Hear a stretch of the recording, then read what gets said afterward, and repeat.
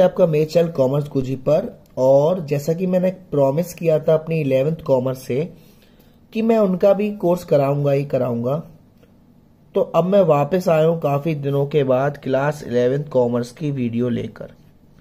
और मैं किस चैप्टर के साथ आया हूं, जो चैप्टर आपके कोर्स का बहुत ही मेन है। 12th में भी आपसे इसको रिलेटेड पढ़ना पड़ेगा और ये आपको कहीं ना कहीं दिक्कत भी देता है।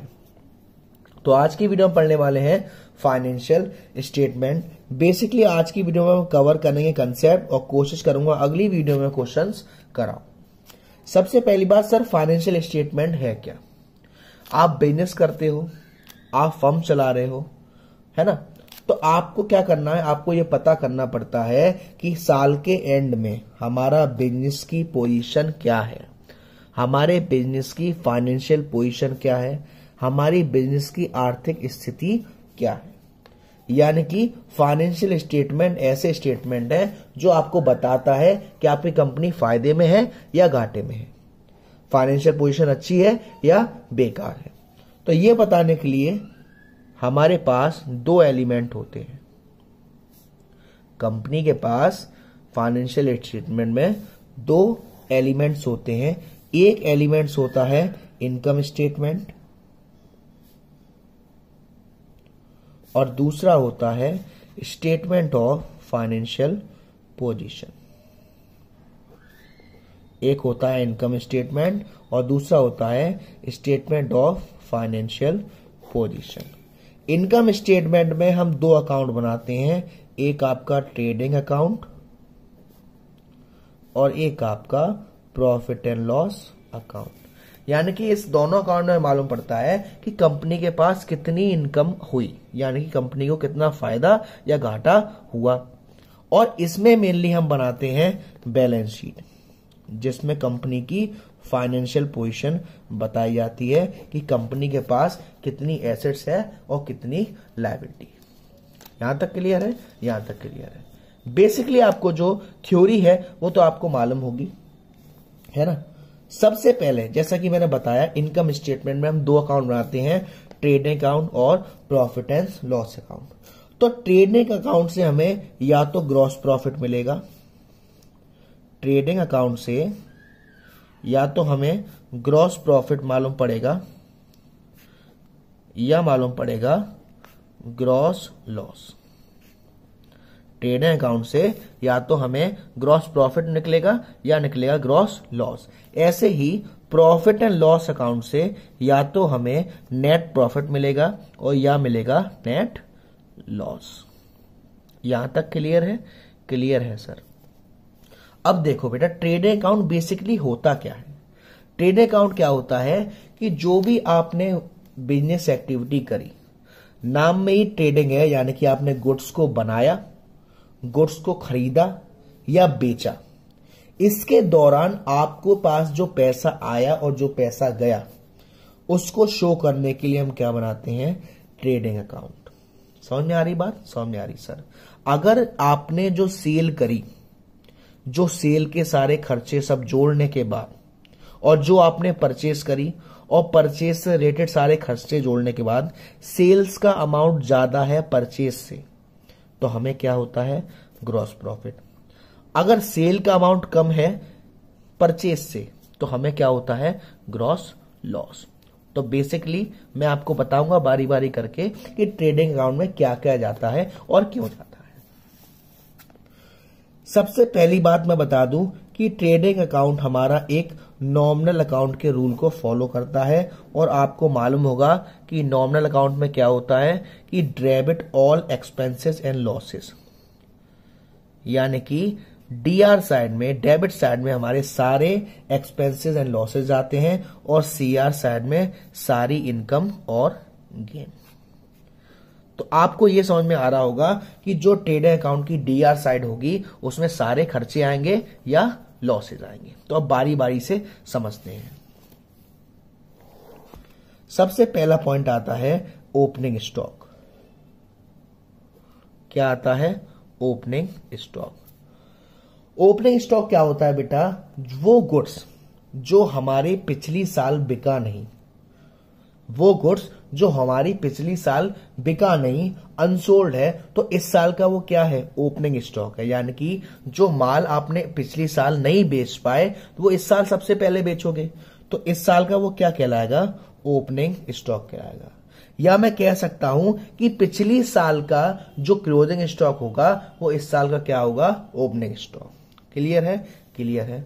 तो ओपनिंग स्टॉक में हमारे बहुत सारी फॉर्म होती हैं, यानी कि ओपनिंग स्टॉक काफी टाइप का हो सकता है।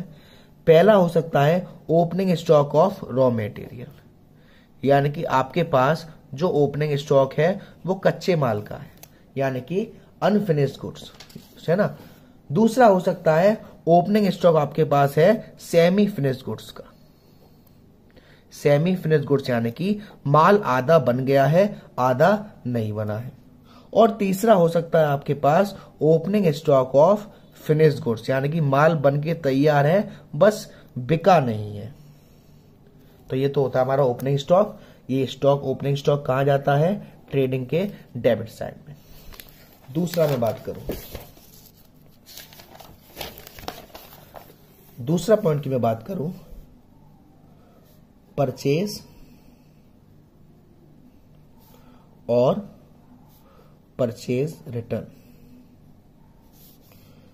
ये जनरल वाले चैप्टर में भी पढ़ा था कि वो सारे गुड्स जो आपने इसलिए खरीदे हैं कि उनकी रीसेल करोगे, यानी कि उन्हें बेचोगे, उन्हें हम क्या नाम देते हैं, परचेज।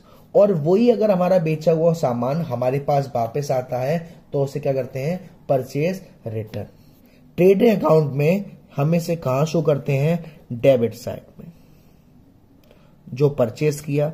और अगर कोई रिटर्न होता है तो उसे वहीं पर अंदर लेस कर देते हैं, या तो परचेज रिटर्न होगा या रिटर्न इनवार्ड होगा। इनवार्ड का मतलब आउटवार्ड होगा, रिटर्न आउटवार्ड।